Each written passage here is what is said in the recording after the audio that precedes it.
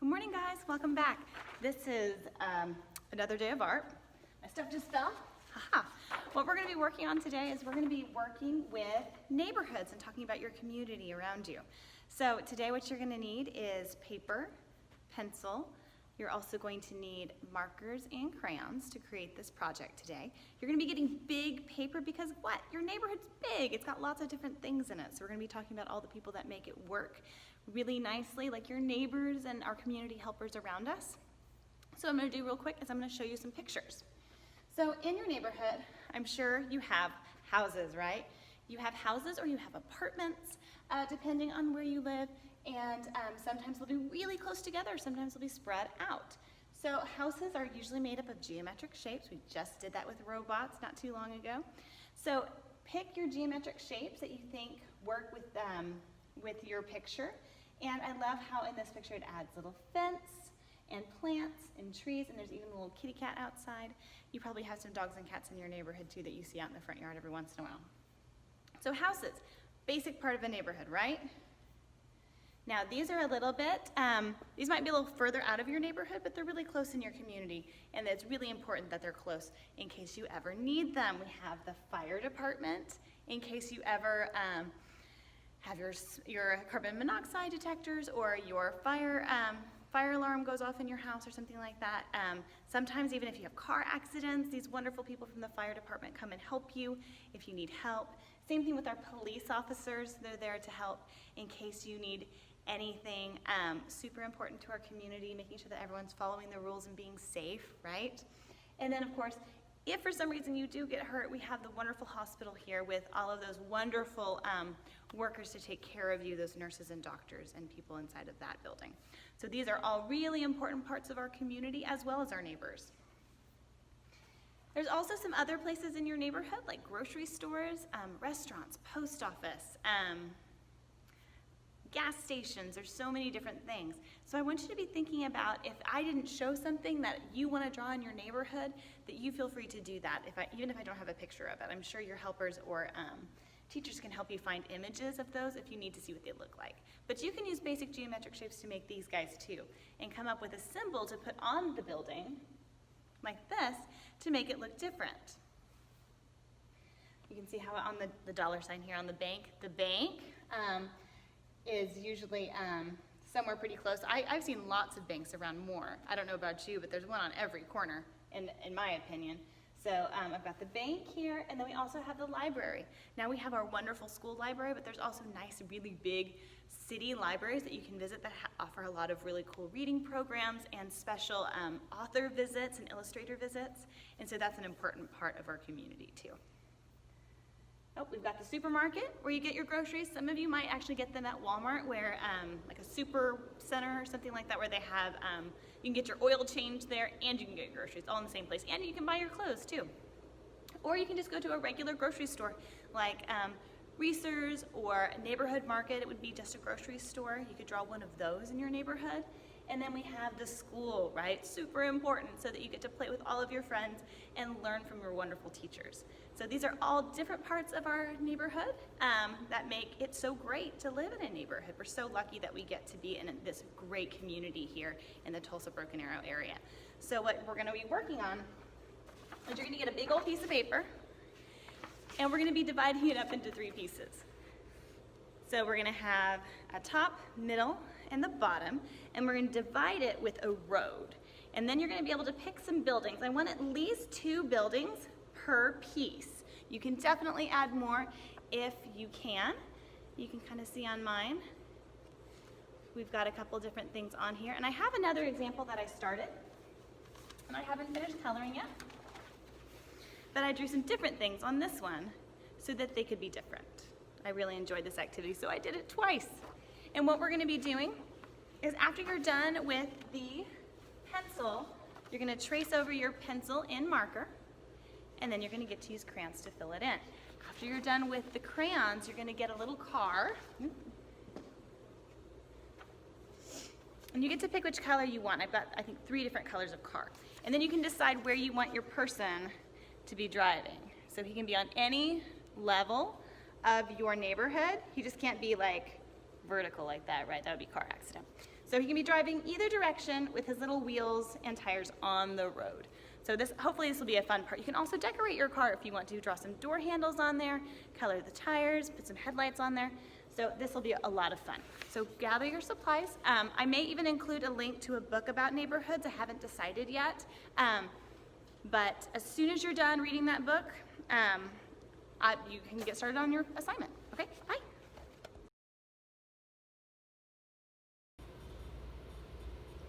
Hey guys, we are back at the art table. We are ready to get started on our neighborhood and community project. I haven't decided yet if I am going to send this paper to you pre-folded or if you'll need to fold it yourself. So it's important to go ahead and watch it just in case you have to fold it yourself. We are wanting to do 3 separate sections of our paper, and it's actually going to be vertical when we work on it, but for folding purposes, we're going to turn it horizontal. That means sideways, wide, not tall and skinny. And so what I want to do is I want to fold over this first half of the paper so it looks like this other piece on this side. So I'm not folding it in half. This is going to fold it into thirds. So if this is about the same size as this area here, I'm in good shape. It does not need to be perfect, but try to line up your edges. So you wouldn't want something like that. You want to make sure that it lays down flat. Now after you fold this piece over, you just fold this one right back over, and you can see that it's not perfect. I have a little bit of extra on this side, but that is just fine for what we're going to be using it for. And when you're done folding, go ahead and open it, and then you're going to turn it vertically in front of you. Let me make sure you can see that. Okay, good. First step of our neighborhood is creating our street. So I'm going to be using a dry erase marker just because it has a really large drawing tip on it, so you guys can see it really well. You guys are going to use pencil for this first, and then you guys can go back over it with your black marker. On the fold here, on each of them, I'm going to draw a line that goes all the way across, a horizontal line going across on that fold, as close as I can get to it. And I'm glad that that fold is there to help guide me, so I don't need to use a ruler for this. So that is the first step. Hey, we're already done with step 1. Well, I guess it's step 2, folding and then lines. What we're going to do with these lines now is we're going to create a double line for them. So not just one line. I want you to go above the fold line here and draw again. It doesn't need to be very thick. This is the street or the road in front of our buildings that we're about to draw. Again, you don't need to use a ruler, but you wouldn't want one end to be super skinny and the other end to be really wide. You want them to be similar to each other, this one and this one. And then we're going to come down here at the bottom and we're going to add one line. Just like that. Not too concerned about it being super duper straight. Now, we have our roads. Let's talk about our buildings. And I'll move it up when you need to see. Let's actually start at the bottom. That makes a little more sense to me. Okay. At the bottom, I want you to be thinking about all of those different community buildings that we see whenever we drive through our neighborhood and our community. You can pick 2 for each section. If you can fit more, that's great, that's fine. But I want you to pick the ones that you are the most interested in, or the ones that you think are the most important, or the ones that are just the most fun to draw. So if you really think that your church is important, draw your church here. If you really like Chuck E. Cheese, put a Chuck E. Cheese in there. That is part of your community, most definitely. So what I'm going to do is I'm just going to draw some simple building shapes. And like I said, I want you guys to make sure that you have at least room for 2 in each of these 3 sections. So if it helps, you can actually fold this what we call hot dog style, because it looks like a hot dog bun. You can fold it across. But we're not going to draw on this line this time. This is just going to divide our paper so we don't accidentally draw one of our buildings too big and another one too small. So on this side, let's put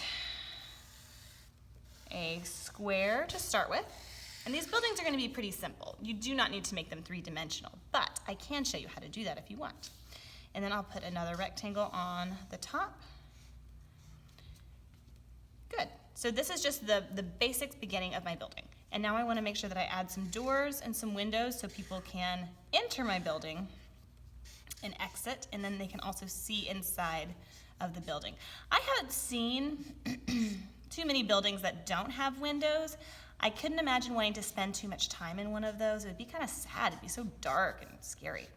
So I like to have plenty of windows in my buildings, but you at least need to have some doors for sure. So there's my first building. I'm not sure what I want to make it yet, so I'm going to move on to my other side.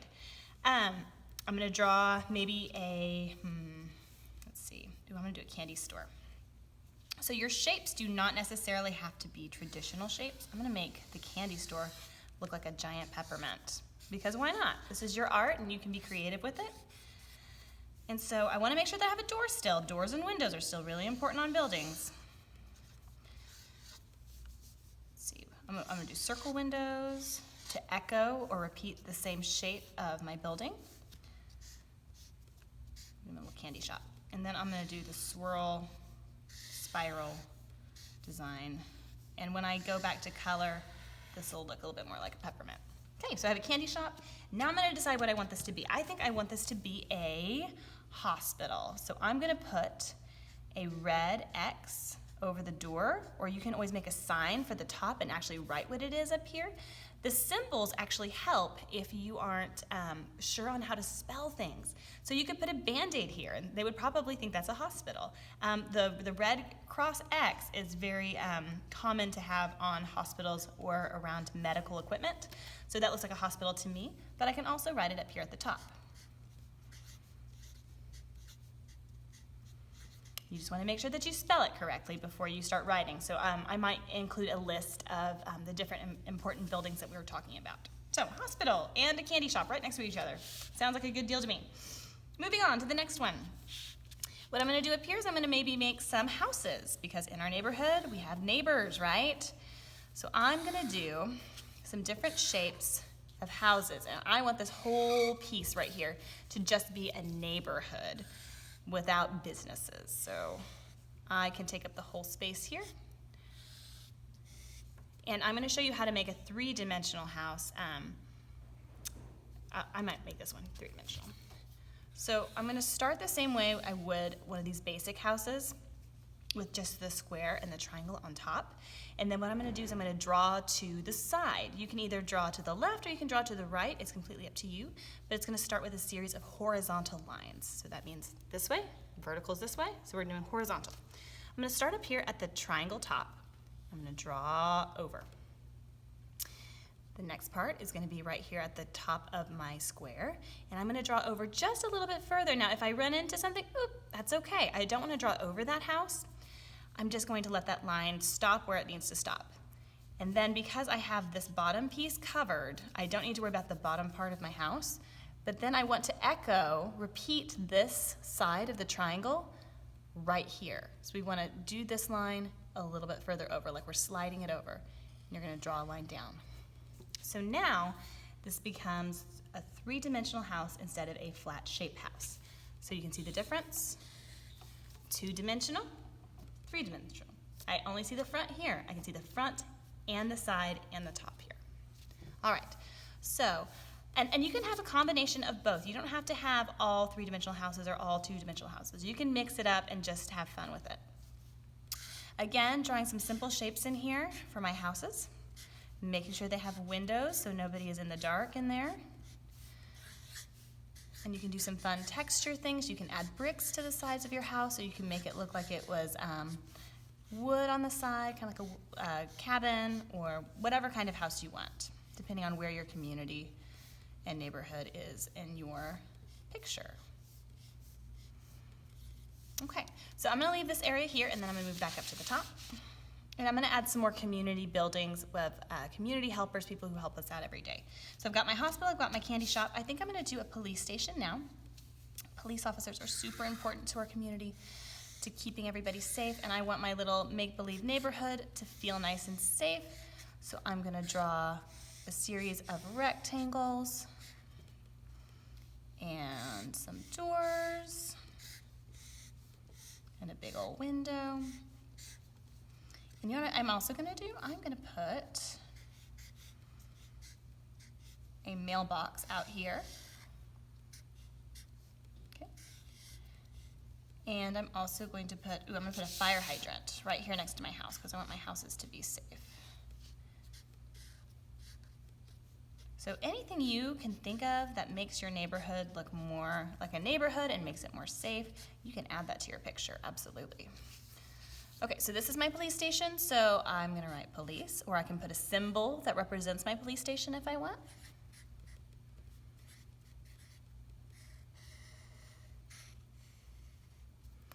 And I think I'll put the fire department right next door. How convenient would that be?